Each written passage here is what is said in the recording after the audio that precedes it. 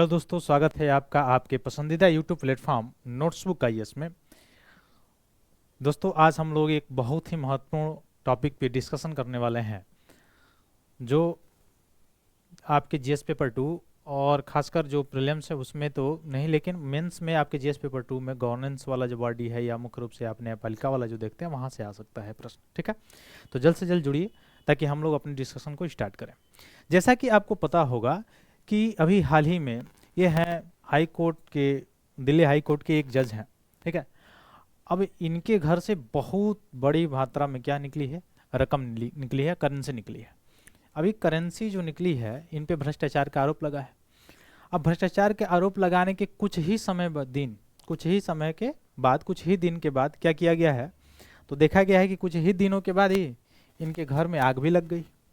और इन महानुभाव के, चूंकि ये माननीय हाई कोर्ट के न्यायाधीश हैं, ठीक है, वैसे तो माननीय अब नहीं लगाना चाहिए, क्योंकि न्यायपालिका ही जब भ्रष्टाचार में लिप्त हो जाएगी तो फिर डेमोक्रेसी पर कैसे कोई रिलाई करेगा, ये सबसे बड़ा क्वेश्चन है। ठीक है, मेन दिक्कत है कि आप लोग जैसे देखे भी होंगे या सामान्य रूप से आपने देखा भी होगा कि गांव में या कहीं भी बात करते हुए कोई भी कह देता है कि, और कहीं पे कहीं किसी का बिलीव हो या ना हो, लेकिन न्यायपालिका पर जरूर आता है कि चल तक कोर्ट में देख ले, चलो तुमको कोर्ट में हम देख लेंगे, या चलो जो है हम तुमको कोर्ट में देखेंगे, या यहाँ पे नहीं होगा तो न्यायपालिका के पास हम जो है मामला की सुनवाई कराएंगे। क्योंकि कहीं ना कहीं ये माइंडसेट बना हुआ है कि न्यायपालिका जो है बिलीव, मतलब उसमें बना हुआ है। लेकिन यह जो मामले आ रहे हैं दिन प्रतिदिन, इससे क्या होगा, ये कहीं ना कहीं जो है डेमोक्रेसी का जो एक पिलर कहा जाता है लोकतंत्र का, उस पर कहीं ना कहीं क्वेश्चन मार्क जो है वह दिखाता है। अब चूंकि आप कह सकते हैं कि न्यायपालिका के पास कैसे इतना ज़्यादा पैसा आ गया, कहाँ से हो सकता है, उसकी सैलरी मानते हैं सैलरी है, लेकिन सैलरी क्या इतना ज़्यादा हो जाएगी कि इतने करोड़ रुपए मिल जाएंगे उनके घर से, और इतने करोड़ रुपए मिलने के बाद उसके कुछ ही दिनों में उनके घर में आग भी लग जाती है। और आग लगती है तो आप देख रहे होंगे यहाँ पे, ये देखिए आग लगी है तो आपको ये जले हुए नोट दिखाई दे रहे होंगे। ठीक है, ये बताइए अगर आग लगा है तो और सी चीजें भी तो हो सकती हैं, ये जले हुए नोट ही क्यों? इससे कुछ आपको दिखाई दे रहा है, इससे कुछ अंदाजा लग रहा है? इससे अंदाजा आपको ये लग रहा होगा कि ये जो नोट जले हुए हैं, ये आप देख रहे हैं नोट जो जले हुए हैं, यह नोट जलाए गए हैं, ये ऑटोमेटिक नहीं जले हुए हैं, ये जलाए गए हैं ताकि इससे बचा जाए। ठीक है, वो कहा जाता है ना कि बुरे काम का बुरा नतीजा होता है, ठीक वैसे ही यही परिस्थिति है। लेकिन सबसे बड़ा क्वेश्चन है कि अब देखिए एक आम, अच्छा इसमें यहीं पे असमानता यहीं पे दिखाई देती है, असमानता अगर आप बात करते हैं तो यहीं पे दिखाई देती है। एक आम व्यक्ति हो और एक हाई फाई व्यक्ति हो, या फिर से न्यायपालिका ही बात कर लीजिए, आम व्यक्ति अभी कोई भ्रष्टाचार करे, अभी कोई गलत काम करे, अभी कोई अपराध करे तो तुरंत ही उसको क्या हो जाता है, वो अरेस्ट हो जाता है, वो तुरंत ही अरेस्ट हो जाता है। लेकिन हाई फाई पर्सनालिटी, न्यायपालिका, इवन लीडर्स भी, वो अगर गलत कार्य करते हैं, अपराध करते हैं, तो जल्दी से उनका अरेस्ट नहीं होता है, जल्दी से उनका अरेस्ट नहीं होता है। तो कहीं ना कहीं एक क्वेश्चन मार्क लगता है। अब इन पे कार्रवाई क्या की गई है, तो इन पे मात्र एक ही कार्रवाई की गई है, ये जो पकड़े गए हैं इनमें जो नोट जलाते हुए दिखाई दिया है, या फिर से इतने सारे जो नोट्स मिले हैं उसके बावजूद वाला ये नोट्स है, ये नहीं कि जो मिल गया है उसको जलाएगा, नहीं, जो अभी नहीं मिला है उसको अभी जलाएगा, आपको दिखाई दे रहा है। जो मिला है वो तो अभी अलग है, जितना करोड़ वो मिला है आप देखे होंगे वो तो अलग है अभी। अब इसमें हुआ है क्या, क्या कार्यवाही हुई है इन पे? कार्यवाही केवल एक ही हुई है कि जो कॉलेजियम है वो क्या किया है, कॉलेजियम इनको ना ही रिमूव किया है और ना ही कुछ किया है, बल्कि क्या कर दिया है, दिल्ली हाई कोर्ट से ट्रांसफर कर दिया है, कहां पे, सीधे ट्रांसफर कर दिया है आपका इलाहाबाद हाई कोर्ट में। असली थ्रेट यहां पे है, असली थ्रेट जो है यहां पे है कि अगर ये दोषी पाए जा रहे हैं या इन पे कार्रवाई चल रही है तो कैसे इनका ट्रांसफर दिल्ली हाई कोर्ट से सीधे कहां पे हो जाता है, इलाहाबाद हाई कोर्ट में। ठीक है, तो ये कॉलेजियम है क्या, क्या संविधान में कहीं पे मेंशन है कॉलेजियम? संविधान में कहीं पे कॉलेजियम मेंशन नहीं है। तो ये कॉलेजियम का कंसेप्ट आता कहाँ से है, कैसे आ गया? तो आपको पता है कि जो फर्स्ट जजेस केस हुआ था, अब फर्स्ट जजेस केस क्या है, कैसे इसको पता करेंगे, इसके बारे में अगर हम लोग जाने तो आपको पता है कि संविधान में केवल और केवल एक ही चीज लिखा गया है, अपॉइंटमेंट से रिलेटेड। यानी जो जजों का अपॉइंटमेंट होता है, नियुक्ति होती है, उससे रिलेटेड मात्र एक ही चीज लिखा गया है, क्या, कि प्रेसिडेंट ऑफ इंडिया क्या करेंगे, नियुक्ति करेंगे। और नियुक्ति करेंगे किससे कंसल्ट होके, जो सुप्रीम कोर्ट के जो जज होंगे उनसे कंसल्ट करके क्या करेंगे, नियुक्ति करेंगे। जो सीजीआई होंगे उनका भी, जो अदर जजेस हैं उनका भी, वो चाहे वो हाई कोर्ट के जज हों और चाहे वो सुप्रीम कोर्ट के जज हों, दोनों के लिए ये कंडीशन लिखी गई है। दोनों की नियुक्ति किसके द्वारा की जाती है, प्रेसिडेंट ऑफ इंडिया के द्वारा की जाती है। तो केवल कंसल्ट था। तो इससे संबंधित आता है केस कौन सा, फर्स्ट जजेस केस। फर्स्ट जजेस केस में न्यायपालिका जो सुप्रीम कोर्ट है वो क्या कहती है, कहती है कि जो राष्ट्रपति किसी व्यक्ति को अगर जज नियुक्त कर रहे हैं या सीजीआई नियुक्त कर रहे हैं तो उसमें सुप्रीम कोर्ट के जो जज हैं या सुप्रीम कोर्ट से केवल वह सलाह लेंगे। और संविधान में भी ये लिखा है कि केवल वो सलाह लेंगे। अब इनके सलाह को मानना न मानना कोई बात नहीं है, वो अपने मन से भी किसी व्यक्ति को क्या कर सकते हैं, नियुक्त कर सकते हैं। ये पहले जजेस केस में बताया गया था, ठीक है। फिर आता है सेकेंड जजेस केस।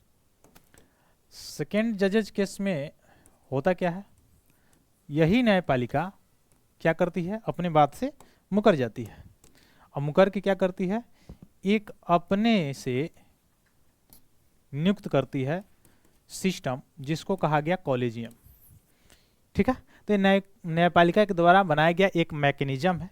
ये जो कॉलेजियम है क्या है, एक मैकेनिज्म है, किसके द्वारा बनाया गया है, न्यायपालिका के द्वारा। तो न्यायपालिका के द्वारा खुद के द्वारा बनाया गया मैकेनिज्म है, संविधान में कहीं मेंशन नहीं है। कब आता है, सेकेंड जजेस जो केस होती है उस समय आता है, ठीक है।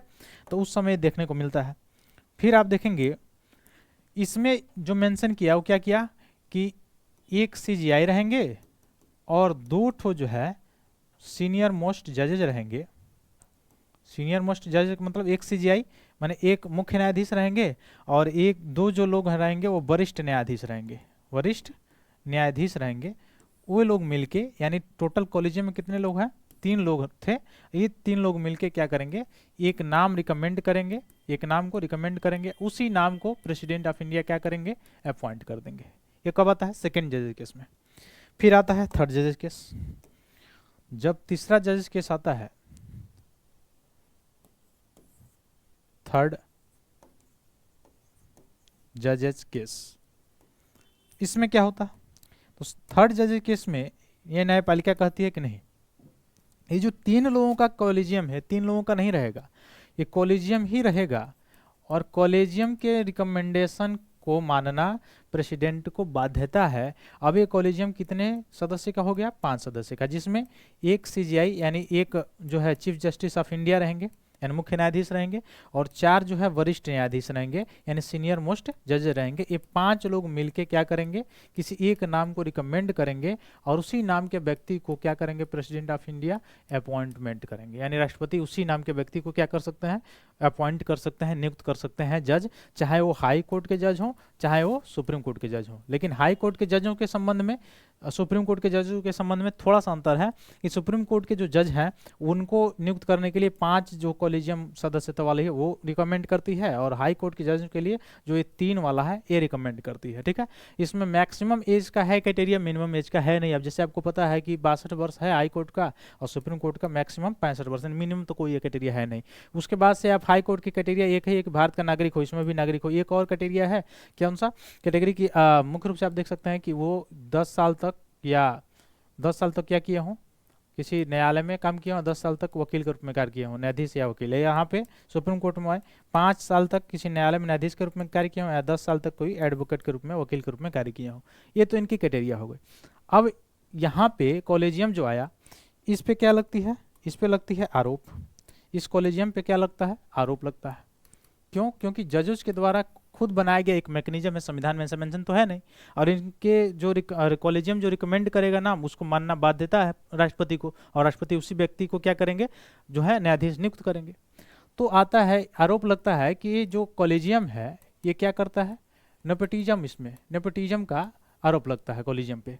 अब नेपोटिज्म का आरोप क्यों लगता है? जैसे आपको पता होगा कि खुद कॉलेजियम ही अपने जजों का नियुक्ति करेगा, तो यहाँ पे नेपोटिज्म का आरोप लगता है। अब इसमें पार्लियामेंट भी कुछ कम नहीं है, लेजिस्लेटिव भी, इसमें भी कॉलेजियम भी कहता है तब कि आप भी, आपके भी तो नेता का लड़का नेता होता है, यहाँ पर भी तो होता है। तो आरोप कॉलेजियम का इस पे लगता है, कॉलेजियम मतलब कॉलेजियम पे लोगों का यह आरोप लगता है। इसके लिए चौथा जजेस केस आता है, ठीक है, 2014 में क्या आता है? चौथा जज केस। अब इसमें गवर्नमेंट जो है इस जजों की नियुक्ति करने के लिए एक कमीशन बनाती है जिसका नाम है एनजेएसी। अब एनजेएसी के बाद अगर देखा जाए तो इसका क्या है? National judicial appointment commission.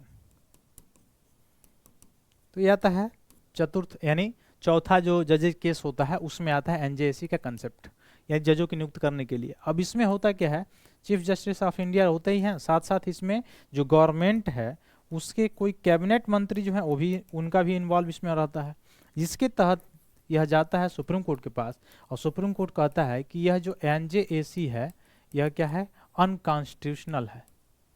Unconstitutional क्यों है? क्योंकि जो न्यायपालिका का मूल ढांचा वाला जो है वो चीज़ें क्या कर रहा है? उसको हर्ट कर रहा है, इसलिए क्या हो जाएगा? इलीगल है। क्योंकि सरकार का इसमें हस्तक्षेप रहेगा तो पारदर्शिता नहीं रहेगी, इसलिए क्या हो जाएगा? ये क्या हो जाएगा? इलीगल हो जाएगा, ठीक है। तो ये तो हो गया कॉलेजियम। अब कॉलेजियम के बारे में आपको समझ में आ गया होगा। अब कॉलेजियम ये करता क्या है? जैसे जजों का ट्रांसफर करना हो या हाई कोर्ट के जजों की नियुक्ति करना हो तो वहाँ के गवर्नर से क्या किया जाता है? केवल सलाह लिया जाता है, ठीक है, जिस राज्य में उनकी नियुक्ति करनी है। तो जिस राज्य में नियुक्ति करनी है, अब जैसे हाई कोर्ट में नियुक्ति करनी है किसी को, नियुक्ति करने के लिए जिस राज्य में, जैसे मान लीजिए यूपी के राज्य में हाई कोर्ट के जज को नियुक्ति करना है, तो वहाँ के जो हाई कोर्ट के जो सीजीआई होंगे उनसे थोड़ा सा सलाह लिया जाएगा और गवर्नर से वहाँ के सलाह लिया जाएगा, तब वहाँ उस हाई कोर्ट में क्या कर दिया जाएगा? नियुक्त कर दिया जाएगा। वैसे ट्रांसफर वाला भी प्रक्रिया है। अब ये कॉलेजियम, यह कॉलेजियम क्या किया है? इनको ये जानते हुए केवल कि ये इतना ज़्यादा भ्रष्टाचार किए हैं तो इन पे और कोई प्रक्रिया नहीं चली है, यह सीधे क्या कर दिया गया है? इनको दिल्ली हाई कोर्ट से ट्रांसफ़र कर दिया गया है। कहाँ पे? इलाहाबाद हाई कोर्ट में, प्रयागराज हाई कोर्ट में ट्रांसफ़र कर दिया गया है इनको। जब बहुत ज़्यादा हाईलाइट हुआ है न्यूज़, तब ये कॉलेजियम कहा कि नहीं नहीं ये सारी चीज़ें वो इसलिए नहीं की गई है, ये उनका ट्रांसफ़र ऐसे ही था। अब बाद में जब पता जांच चला है तो पता चला है कि हाँ ऐसा किया गया था। अभी तक पार्लियामेंट ने हटाने का यानी रिमूव करने का कोई प्रोसेस लाया नहीं है। अब कह सकते हैं कि जजों को हटाना क्या इतना आसान है? देखिए उसको भी, रिमूवल क्या होता है? तो जजों को आप इतने आसानी से नहीं हटा सकते हो। क्यों नहीं हटा सकते? कारण क्या है? कारण ये है इसका प्रोसेस ही बहुत ज़्यादा हार्ड है, ठीक है। अभी तक किसी भी जज को हटाया नहीं गया है, रिमूव नहीं किया गया है ऐसे, ठीक है। तो इम्पीचमेंट शब्द का एक प्रयोग आता है, तो इसमें जजों को हटाने के लिए इम्पीचमेंट का प्रयोग नहीं किया जाता, महाभियोग का प्रयोग नहीं किया जाता है, केवल राष्ट्रपति को हटाने के लिए महाभियोग शब्द का प्रयोग किया गया है संविधान में। तो रिमूवल का प्रोसेस क्या है कि लोकसभा में 100 मेंबर, राज्यसभा में 50 मेंबर, ये क्या कर सकते हैं? प्रस्ताव ला सकते हैं, ठीक है। अब प्रस्ताव लाएंगे तो यहाँ के जो स्पीकर होंगे और यहाँ पे जो प्रिजाइडिंग ऑफिसर होंगे, मतलब पीठासीन अधिकारी होंगे, उनके पास ये लाएंगे। कितने लोग यहाँ पे? राज्यसभा में 50 लोग और लोकसभा में 100 लोग। अब इनको जब दिया जाएगा तो ये इनके ऊपर है, ये चाहे तो इसको एक्सेप्ट भी कर सकते हैं और मना भी कर सकते हैं, ठीक है। एक्सेप्ट भी कर सकते हैं और मना भी कर सकते हैं। मना कर देंगे तो खत्म हो गया रेजुलेशन। और लाया गया, अगर एक्सेप्ट कर लिए ये दोनों लोग एक्सेप्ट कर लिए तो क्या होगा? इसके बाद से एक कमेटी बनती है, एक कमेटी बनती है। कितने लोगों की? 3 लोगों की कमेटी बनती है, ठीक है, जिसमें एक सीजीआई होते हैं, 2 ठो जो है आपके यह न्यायविद होते हैं। ये 3 लोगों की कमेटी बैठती है। एक कमेटी क्या करती है? जांच करती है पहले। अब जांच करने के बाद अगर दोषी पाती है तो दोषी पाने के रूप में फिर अपना रिकमेंडेशन देती है। किसको? संसद को। संसद को रिकमेंडेशन भेजती है कि हाँ ये फला नाम के जो व्यक्ति हैं, फला नाम के जो न्यायाधीश हैं जिन पे आरोप लगाया गया है वो आरोप सही है या गलत है। अगर सही है तो भेजती है। फिर जब आता है संसद में तो यहाँ पर देखिए अब हटाने की प्रोसेस, पहले उपस्थित जितने हैं उनका 2/3, और जितना टोटल स्ट्रेंथ है, टोटल स्ट्रेंथ का मतलब जैसे मान लीजिए कि 540 अगर लोकसभा का स्ट्रेंथ है तो उसका आधा अगर आप करेंगे तो कितना हो जाएगा 270, यानी 2/3 270 माने आधे से अधिक, 270 से अधिक भी लोग होना चाहिए, और उपस्थित मतदान करने वाले जो लोग होते हैं उनका 2/3 दोनों सदन से, राज्यसभा से भी और लोकसभा से भी पारित होके जब पहुंचेगा प्रेसिडेंट के पास, और तब प्रेसिडेंट का जब मुहर लग जाएगा तब वो क्या होंगे, हटेंगे, अन्यथा नहीं हटेंगे। तो आप देख सकते हैं कितना कठिन प्रोसेस है। लोकसभा राज्यसभा में 150, फिर कमेटी बैठेगी, उसको जांच करेगी, रिकमेंड करेगी, फिर जितने स्ट्रेंथ है टोटल सदस्य संख्याओं का उससे 50% +1 होना चाहिए, और साथ ही में उपस्थित जितना है उनका 2/3 मतदान होना चाहिए, तब जाके दोनों सदन में, प्रत्येक सदन में, नहीं लोकसभा में भी राज्यसभा में पारित होना चाहिए, तब जाके पारित माना जाएगा, और तब जाके इनको रिमूव किया जा सकता है, अन्यथा रिमूव नहीं किया जा सकता है।